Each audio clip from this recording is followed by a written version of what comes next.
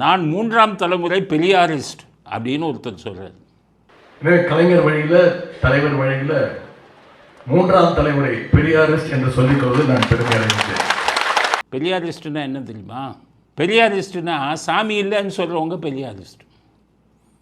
வீட்டில் தெரியாமல் வந்துட்டு சாமி கும்பிட்றது, பூஜை பண்ணுறது, ஓமம் வளர்க்குறது, அப்பப்போ தெரியாமல் கோயிலுக்கு போயிட்டு வருவங்கெல்லாம் பெரியாரிஸ்ட் இல்லை.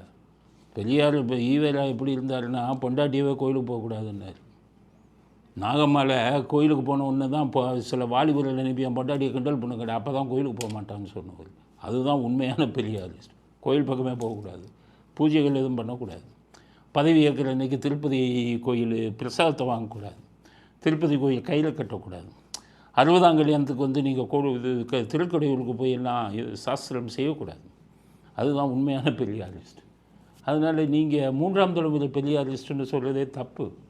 உங்கள் தலைமுறைக்கு முன்னாடி 2ஆம் தலைமுறையிலேயே உங்களுக்கு முதல் தலைமுறை ஈவேரா முடிஞ்சு ஈவேராவுக்கு பின்னாடி வந்த அந்த தலைமுறையிலையுமே எல்லோரும் விட்டாச்சு பெரியாரிஸ்ட்டை. எல்லோரும் கடவுள் பக்திக்கு மாறிட்டாங்க. அதனால் சும்மா நான் 3ஆம் தலைமுறை பெரியாரிஸ்ட்டுன்னு நீங்கள் சொல்லுவது வந்து கேலியான விஷயம்.